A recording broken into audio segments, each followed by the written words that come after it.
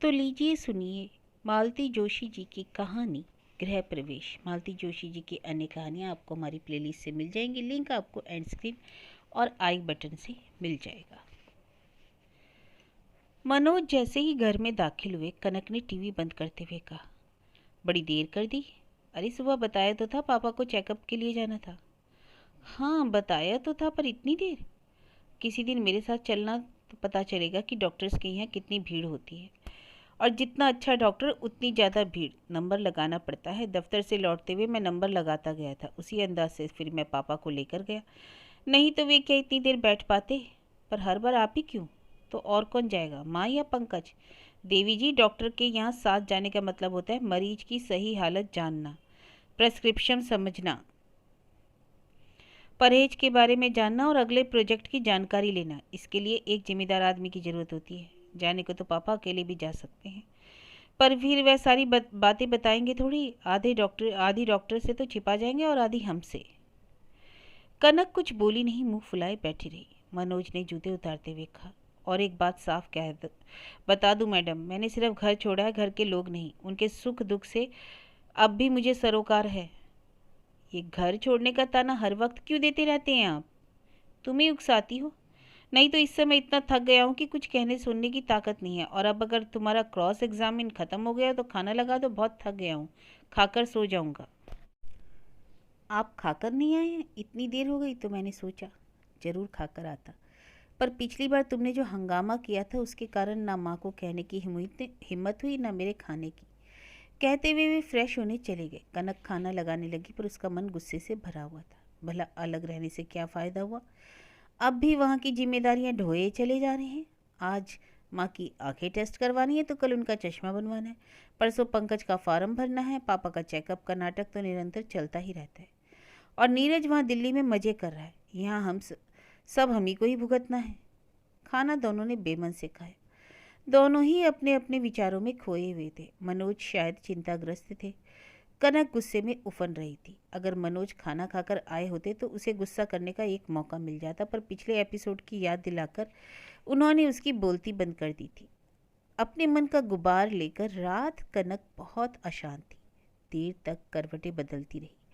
उसने बड़ी देर बाद लक्ष्य किया कि मनोज भी नहीं सोए, टकटकी लगाए छत की ओर निहार रहे हैं। क्या बात है, अभी तक सोए नहीं? खाना खाते समय तो आपको बड़ी नींद आ रही थी। मनोज ने उसकी ओर घूरकर देखा, फिर धीरे से बोले, थोड़ा टेंशन हो गया है। क्यों? पापा का ऑपरेशन ज़रूरी हो गया है। ऑपरेशन? ऑपरेशन मतलब ओपन हार्ट सर्जरी? उसमें तो बहुत खर्चा आता है ना। खर्च तो हर ऑपरेशन में आता है, टेंशन उसका नहीं है। प्रश्न यह है कि पापा उसके लिए तैयार होंगे कि नहीं। उन्हें राजी करना एक टेढ़ी खीर है। फिर वह यह है कि राजी हो भी गए तो यह ऑपरेशन झेल पाएंगे कि नहीं। उनका बीपी, उनका डायबिटीज़, सबको कंट्रोल करना होगा। और उनका तो यह हाल है कि डॉक्टर के यहाँ जाने के नाम से ही बीपी बढ़ जाता है। वे अपनी चिंताएं बता रहे थे कि कनक सोच रही थी कि खर्च का टेंशन तो नहीं, मान लिया, पर वह आएगा कहाँ से? वह पूछना चाहती थी पर डर के मारे चुप रही। फिर वही जुमला सुना देंगे, मैंने घर छोड़ा है, घर के लोग नहीं। उसके बाद वह विषय घर में तो नहीं उठा, पर मनोज अनमने से बने रहे। पापा का ऑपरेशन उनके दिमाग पर हावी रहा। पति की चिंताओं से साझे में ढोने का कनक का मन होता था, पर हिम्मत नहीं पड़ती थी। अलग घर बसाकर उसने जैसे एक अक्षम्य अपराध कर ढाला था। उस दिन से दोनों के बीच एक अदृश्य दूरी बन गई थी। घर में एक तनाव सा भरने लगा था। वहाँ उतने लोगों के बीच एक कमरा भर उनका अपना था, पर वहाँ ज़्यादा नज़दीकियाँ थी। पति का प्रेम वहाँ जैसे उमड़ पड़ता था। कनक के मम्मी डैडी हफ्ते 10 दिन में सुमैत को देखने घर आते थे। बेटी का घर अलग घर हो जाने से उन्हें अब बड़ी सुविधा हो गई थी। नहीं तो नवासे को देखने के लिए जब तब समधियाने जाते तो बड़ा संकोच हो जाता था। इस बार आए तो उन्होंने भी लक्ष्य किया कि मनोज कुछ परेशान से हैं। दरअसल वे उनके पास मुश्किल से 10 मिनट बैठे होंगे और उठ खड़े हुए। कनक, तुम चाय की तैयारी करो, मैं डैडी के फेवरेट समोसे लेकर आता हूँ।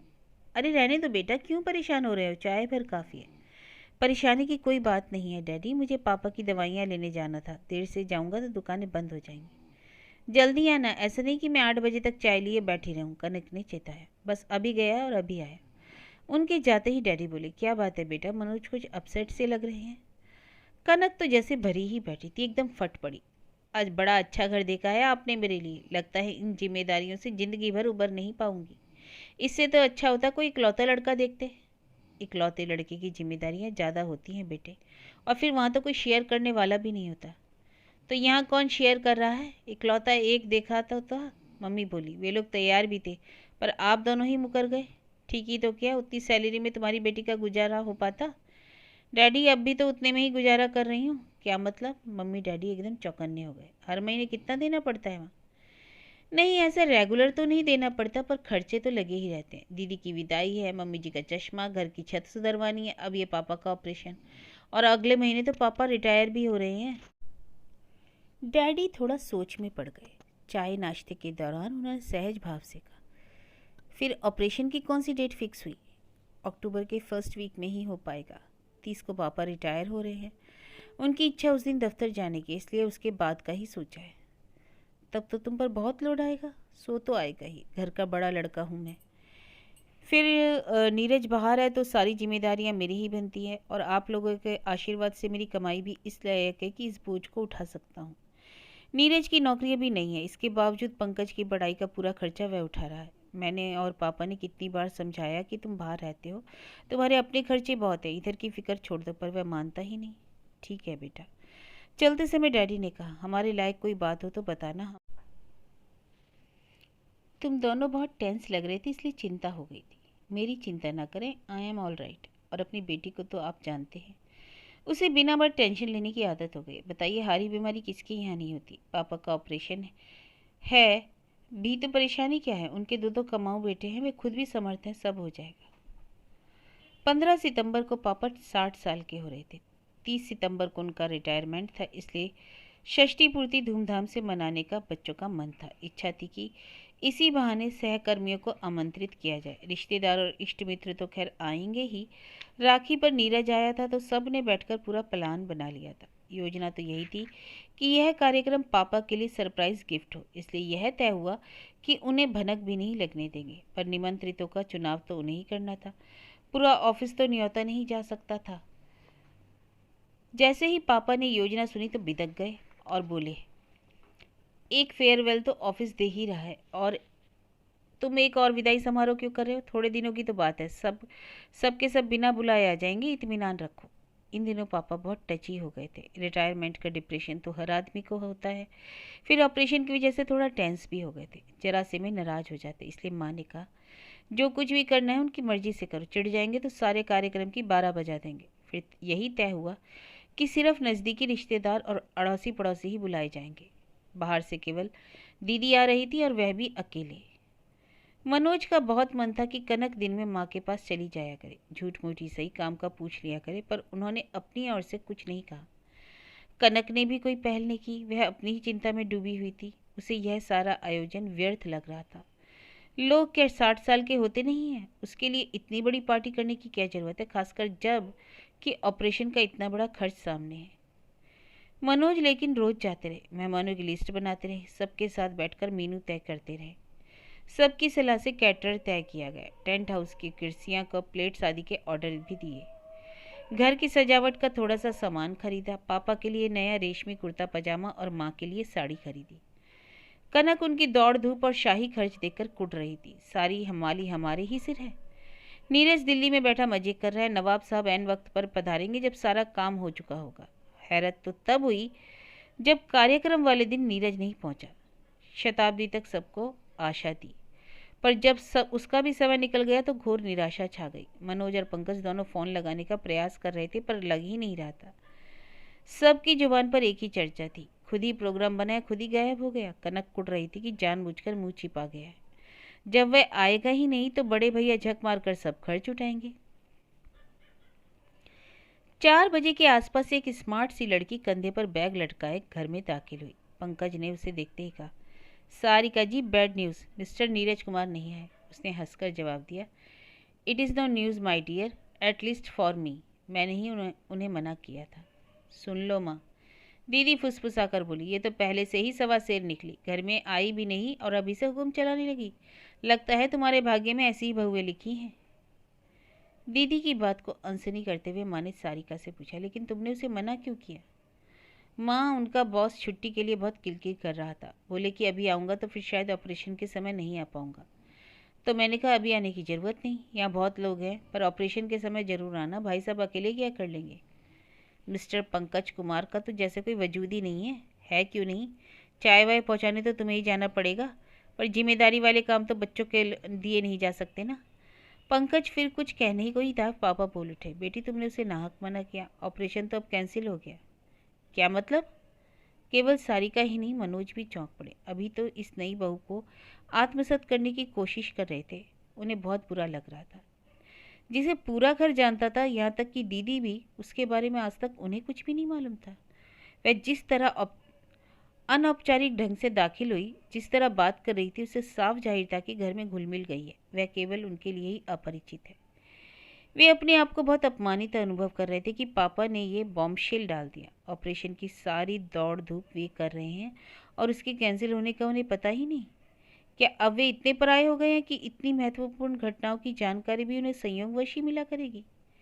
उन्होंने थोड़े सख्त लहजे में पूछा, पापा ये आपके दिमाग का फितूर है या सचमुच डॉक्टर सिन्हा ने ऐसा कहा है? आप डॉक्टर के पास कब गए, किसके साथ गए? उधर सारिका भी रुआंसे स्वर में कह रही थी, ये बात मुझे किसी ने बताई क्यों नहीं? कम से कम दिल्ली खबर तो कर दी होती, एक दिन के लिए ही सही, नीरज तो आ जाते। मनोज, माँ ने आदेशपूर्ण स्वर में कहा, ऑपरेशन की चर्चा आज जरूरी तो नहीं है ना, तो अब वह विषय बंद करो, घर में बहुत काम है। सब लोग चुप तो हो गए, पर कमरे में एक तनाव सा भर गया। उसे हल्का करने की गरज से पंकज ने नाटकीय ढंग से कहा, Sarika ji, I have the pleasure to introduce to my भैया एंड भाभी and little prince Sumant. Sarika ने चेहरे पर एक मुस्कान ओसकर तुरंत मनोज और कनक के पैर छू लिए, फिर दीदी के पैर छूते हुए बोली, सॉरी दीदी, आपको भी प्रणाम करना भूल गई। मनोज ने भी वातावरण को हल्का करने के लिए कहा, पंकज, यह परिचय कार्यक्रम तो अधूरा ही रह गया, मुझे भी तो पता होना चाहिए कि मैं किस हस्ती से मुखातिब हूँ। बड़े भैया कुछ ना पूछिए, पंकज ने उसास भरकर कहा, यह हमारे परिवार पर मंडराने वाला संकट है। छोटे भैया की बुद्धि पर सचमुच तरस आ रहा है, इन्हें देखकर विश्वास हो जाता है कि प्रेम अंधा होता है। बाप रे, ये पंकज क्या वाही तबाही बके जा रहा है। मनोज को डर लग रहा था कि ये लड़की अब फट पड़ेगी, पर उसने सुमंत को पुचकारते हुए बड़ी शांति से कहा, बेटे, अपने चाचू से कहो कि अपने लिए मिस वर्ल्ड ले आए, हमें कोई ऐतराज नहीं। अच्छा है, माँ की दोनों बहुएं राजरानी सी लगेंगी, पर घर में काम वाली भी तो कोई चाहिए ना।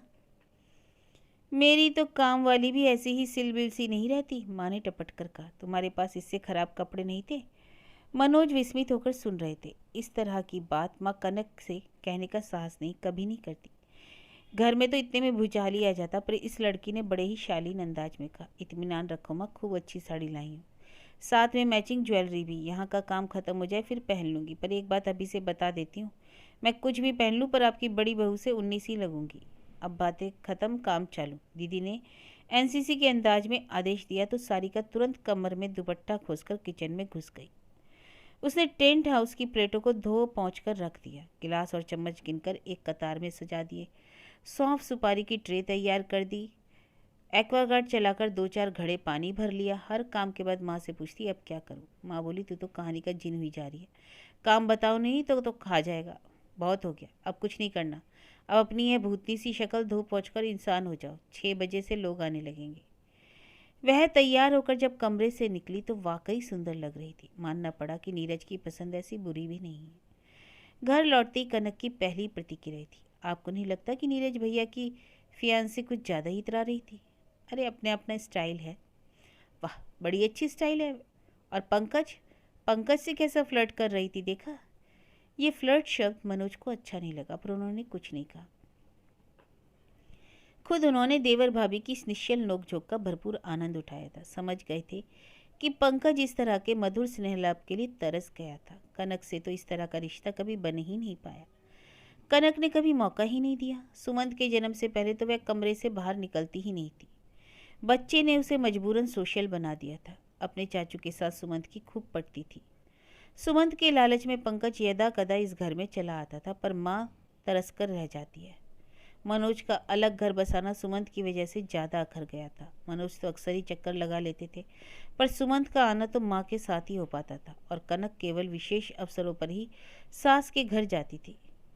दीदी बच्चों को छोड़कर आई थी, इसलिए तीसरे दिन ही चली गई। मनोज ने सुबह घर से चलते हुए बता दिया था कि वे दीदी को ट्रेन में चढ़ाकर ही लौटेंगे। कनक से पूछा भी था कि स्टेशन चलना चाहो तो चक्कर घर का लगा लूँगा, पर कनक के पास तो ना चलने के 100 बहाने थे।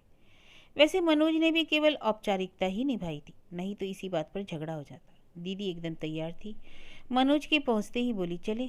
अरे अभी बहुत टाइम है, स्टेशन पर बोर होंगे। माँ बोली, मेरा ख्याल है तुम निकल जाओ, क्या फ़ायदा, इसका ध्यान वहाँ गाड़ी में ही अटका रहेगा। मनोज को बड़ा आश्चर्य हुआ, अन्यथा तो यह था कि माँ आखिरी क्षणों तक दीदी को अपने पास रोके रखना चाहती थी और बाकी लोग जल्दी जल्दी मचाने लगते थे। स्टेशन पर आकर मनोज ने कहा, लो वैसे ही हम बिफोर टाइम आ गए हैं, ऊपर से ट्रेन आधा घंटा लेट है। तुमने घर पर इतनी जल्दी मचाई कि इंक्वायरी से पूछ भी नहीं पाए। वैसे भी लोग कौन सा तुरंत जवाब देते, जल्दी आ गए तो कोई बात नहीं, आराम से बैठकर बातें कर लेंगे। वैसे भी इन दिनों इतनी भागम भाग मची रही कि तुमसे ठीक से बात नहीं हो पाई। हाँ, इस बार तुम्हारा मेरे यहाँ आना भी नहीं हो सका, कनक कहती ही रह गई। मनोज एक सफ़ेद झूठ बोल गए। पता नहीं दीदी ने यकीन किया भी कि नहीं। ऑपरेशन के समय आओ तो मेरे पास ही रुकना, अस्पताल में आने जाने में सुविधा रहेगी। ऑपरेशन पहले हो तो बाकी बातें बाद में सोचेंगे। हाँ, उस दिन पापा एकदम से क्या कह गए थे, मैं पूछना चाह रहा था पर माँ ने बात नहीं करने दी। पता नहीं क्यों जिद ठाने बैठे कि मैं अपने पसीने की कमाई डॉक्टरों पर नहीं लुटाऊंगा। 1,00,000 1,50,000 कम नहीं होता है। लेकिन उनकी कमाई को हाथ कौन लगा रहा है। उनका कहना है कि मैं बच्चों को टेंशन में नहीं डालना चाहता, ना उनके लिए कर्ज छोड़ना चाहता हूँ। दिन भर बैठे बैठे माँ को हिसाब समझाते रहते हैं। कहते हैं ग्रेजुएटी की रकम फिक्स में डाल देंगे, उसका ब्याज आता रहेगा, पेंशन भी मिलेगी, तुम्हारा काम चल जाएगा और बच्चों को परेशान मत करना। पंकज से कहते हैं 2 साल सब्र से काम लो, फिर तुम अपने पैरों पर खड़े हो जाओगे। तब तक माँ की आय में गुजारा करना। भाइयों के आगे हाथ मत फैलाना, उन्हें अपनी भी गृहस्थी देखनी होती है। ये एकदम से क्या हो गया? अगर वो ऑपरेशन से डर रहे हैं तो यह डर उनके मन से निकालना होगा। दीदी, ये ऑपरेशन बहुत ज़रूरी है। मैं तो इतने दिन रुकने के लिए तैयार ही नहीं था, पर आखिरी दिन तक ऑफिस जाने का उनका मन था। दफ्तर वाले भी कोऑपरेट कर रहे थे, इसलिए चुप रहा। पर अब ज़्यादा टालना ठीक नहीं। जितनी देर करेंगे कॉम्प्लिकेशंस बढ़ते जाएंगे। तुम्हें एक बात बताऊं, पापा कहते कि मुझे मरना मंजूर है, पर बेटा मेरे लिए ससुर के आगे हाथ फैलाए ये मुझे मंजूर नहीं। क्या बात करती हो दीदी, मैं ससुर के आगे हाथ फैलाऊंगा? Can you believe it? पापा ने ऐसा कैसे सोच लिया? तुम्हें शायद माँ ने बताया नहीं होगा, 5-6 दिन पहले तुम्हारे सास ससुर मिलने आए थे। बातों ही बातों में बोले, मनोज आजकल बहुत टेंशन में है। स्वाभाविक है, यह ऑपरेशन बहुत खर्चीला होता है, पर मैंने उससे कह दिया कि इसमें चिंता की क्या बात है, कोई भी ज़रूरत हो तो हमसे कहो, हम किस लिए हैं। कसम ले लो दीदी, जो मैंने एक बार भी उनसे इस तरह की कोई बात कही हो, बल्कि मैं तो यही कहता हूँ कि सब व्यवस्था हो चुकी है। शायद कनक ने कुछ कहा होगा, उसे ज़रूर टेंशन होगा। उसे ऐसे में लड़की अपने माँ बाप से ही तो बात करेगी। हो सकता है तुम्हारे ससुर ने औपचारिकतावश ही यह बात कही हो। पर पापा उसी दिन से सनक गए हैं। क्रोध से मनोज का संपूर्ण शरीर जैसे जलने लगा। मन हुआ अभी घर जाए और कनक से जवाब तलब करे, पर ट्रेन आने तक तो रुकना ही था। वह आधा घंटा उनके लिए पहाड़ हो गया। दीदी कुछ कुछ पूछती रही और वे बेमन से आवाज़ देते रहे। इस अंतराल में उनका गुस्सा जरा भी कम नहीं हुआ। शर्म अलग आ रही थी कि पापा की नज़रों में क्या इमेज बनी होगी। घर पहुँचे तो एक और आश्चर्य उनकी प्रतीक्षा कर रहा था। दरवाज़ा पंकज ने खोला और पीछे सोफे पर सुमंत सारिका की गोद में चढ़ा हुआ धमा चौकड़ी कर रहा था। What a pleasant surprise. सपाट स्वर में ही सही उन्होंने औपचारिकता निभाई। सरप्राइज तो खैर होगा भाई साहब, पर आपके चेहरे से ऐसा नहीं लगता कि वह प्लेजेंट भी होगा। मनोज थोड़ा झेपे और सूखी हंसी हंसकर बोले, दरअसल इस नालायक को यहाँ देखकर मूड खराब हो गया। दीदी को छोड़ने स्टेशन नहीं आ सकते थे? उन्होंने पंकज को डांटा। दीदी ने मना कर दिया था, पंकज ने शांत स्वर में जवाब दिया। मनोज समझ गए कि सब कुछ एक योजना के अंतर्गत ही हुआ है, इसलिए दीदी को स्टेशन जल्दी भेज दिया गया ताकि इत्मीनान से अकेले में बात हो सके। माँ अपने आप कुछ कहेंगी नहीं, इसलिए दीदी ने यह भार लिया, इसलिए पंकज को रोका गया। उनकी चुप्पी का सारिका ने कुछ और ही अर्थ लगाया। बोली, दरअसल भाई साहब आपकी कसूरवार मैं हूँ। उस दिन इन छोटे मियाँ के लिए कुछ नहीं ला पाई थी, इसलिए मैंने पंकज से साथ चलने की रिक्वेस्ट की थी। और बड़े भैया, आपका कसूरवार भी मैं ही हूँ। मैंने इन्हें आपका घर दिखा दिया। अब ये जब तब आपको बोर करने चली आए तो मुझे गाली मत दीजिएगा। पंकज के इस नाटकीय वक्तव्य पर उन्हें हंसी आ गई। वातावरण थोड़ा हल्का हो गया। सारिका ने पंकज को डपटते हुए कहा, अंदर जाकर भाभी का हाथ नहीं बटा सकते, यहाँ बैठकर बातें बना रहे हो। वैसे कायदे से यह काम आपको करना चाहिए। खैर, पंकज ने कहा और हंसता हुआ भीतर चला गया। नन्हे नन्हे डग भरता हुआ सुमंत भी उसके पीछे हो लिया। उसके जाते ही सारिका ने पर्स से एक लंबा सा लिफाफा निकाला और मनोज के सामने रख दिया और फुसफुसाकर कहा, उन लोगों के आने से पहले इन्हें जेब में रख लीजिए प्लीज़। ये क्या है? मेरी छोटी सी सेविंग है, just a drop in the ocean. Rameswaram का पुल बांधते समय गिलहरी का जो योगदान था बस उतना ही, पर ये सब किस लिए? मैं नहीं चाहती कि पैसों के लिए पापा का ऑपरेशन रुका रहे। मनोज के चेहरे की नसें एकदम तन गई। उन्होंने अत्यंत सख्त लहजे में कहा कि पहले से उठाकर पर्स में रखो, बाद में कोई बात होगी। वह स्वर ऐसा था कि सारिका उसकी अवज्ञा न कर सकी। चुपचाप लिफाफा पर्स में डाल लिया। अब बताओ कि तुमसे किसने कह दिया कि पापा का ऑपरेशन पैसों की वजह से रुका हुआ है? उस दिन पापा ने एकदम से जो अनाउंसमेंट किया तो मैं घबरा सी गई। पंकज से बात की तो क्या बताया पंकज ने? इसकी मनोज भली भांति कल्पना कर सकते थे, इसलिए उन्हें बीच में ही रोकते हुए मनोज ने कहा, मान लो कि हम आर्थिक तंगी से गुजर भी रहे हों, पर तुमने ये कैसे सोच लिया कि हम तुम्हारा ये हमवश शेयर लेंगे, स्वीकार कर ही लेंगे? क्या मेरा कोई अधिकार नहीं है? नो, शादी से पहले तो बिल्कुल भी नहीं, उन्होंने निर्णायक स्वर में कहा। उसी समय नाश्ते की प्लेटों के साथ कनक ने कमरे में प्रवेश किया। पीछे चाय की ट्रे के साथ पंकज भी था। सारिका एकदम सकपका गई। उसकी अनधिकार चेष्टा की दुर्गति होते हुए इन लोगों ने जरूर देख ली होगी। अपमान से उसका मुंह लाल हो गया। मनोज ने लेकिन अत्यंत सहज स्वाभाविक स्वर में कनक से कहा, श्री नीरज कुमार ने हमें हवा भी नहीं लगने दी, नहीं तो हम तो इन्हीं गर्मियों में इन लोगों की शादी करवा देते। कनक सिर्फ मुस्कुरा कर रह गई, पर सारिका ने अत्यंत म्लान स्वर में कहा, फिलहाल 2 साल तक तो शादी का सवाल ही नहीं उठता। क्यों? नीरज बता रही थी कि जब तक आप पढ़ते रहे दीदी ने शादी नहीं की, जब तक नीरज की जॉब नहीं मिल गई तब तक आपने शादी नहीं की। अब नीरज की बारी है, जब तक पंकज। अरे देखो, इस ढपोरशंग के लिए रुकी रहोगी तो बूढ़ी हो जाओगी। मनोज की बात पर अब सबको हंसी आ गई। सारिका को भी मुस्कुराना पड़ा। मनोज ने बात आगे बढ़ाई, देखो समय समय की बात होती है। उस समय पढ़ने वाले 4 थे, कमाने वाले सिर्फ पापा, इसलिए ऐसी व्यवस्था करनी पड़ी। अब पढ़ने वाला 1 है, कमाने वाले 2, इसलिए no problem. Now cheer up young lady. Diwali बाद पहले मुहूर्त पर ही तुम्हारे हाथ पीले कर देंगे, पर पहले पापा का ऑपरेशन होगा। वह तो होगा ही। It is nothing to do with your wedding. Operation पापा और ऑपरेशन शादी, ये 2 अलग अलग मुद्दे हैं, इनके घालमेल मत करो। पापा ने मजाक में कुछ कहा और तुम लोगों ने उसका इशू बना लिया। बहुत हाइपर हो तुम लोग, एकदम टेंशन में आ जाते हो। अब उम्र के साथ मैच्योरिटी तो आने दो। चाय पीकर वे लोग चले गए। कनक जैसे जाने की ही प्रतीक्षा कर रही थी। बोली, आपको नहीं लगता ये थोड़ा ज़्यादा हो रहा है? ये लड़की कितना ओवर एक्ट कर रही है, अभी घर में आई भी नहीं है और इसका इन्वॉल्वमेंट तो देखो, जैसे घर की हर बात से उसे सरोकार है। ये तुमने किससे कह दिया कि ये अभी घर में आई नहीं है? वह तो कब से घर में दाखिल हो चुकी है, बल्कि यहाँ रच बस भी गई है, इसलिए उसे घर की हर बात से सरोकार है। यहाँ की हर चिंता उसे परेशान करती है, हर खुशी उसे प्रसन्न करती है। उसके आगमन की सूचना सबसे पहले तुम्हें होनी चाहिए थी, क्योंकि ऐसे मामलों में भाभियाँ ही पहली राजदार होती हैं। पर दुर्भाग्य से तुम खुद अभी इस घर में प्रवेश नहीं कर पाई हो। गृह प्रवेश के समय तुम्हारा केवल शरीर ही भीतर आया था, मन तो बाहर ही छूट गया था। अब भी शायद वह बाहर ही है, पता नहीं किस मुहूर्त की प्रतीक्षा कर रहा है।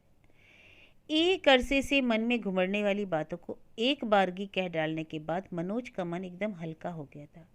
पर अपने भीतर के सच को इस तरह अनावृत सामने पाकर कनक एकदम सहम गई, दहल गई थी।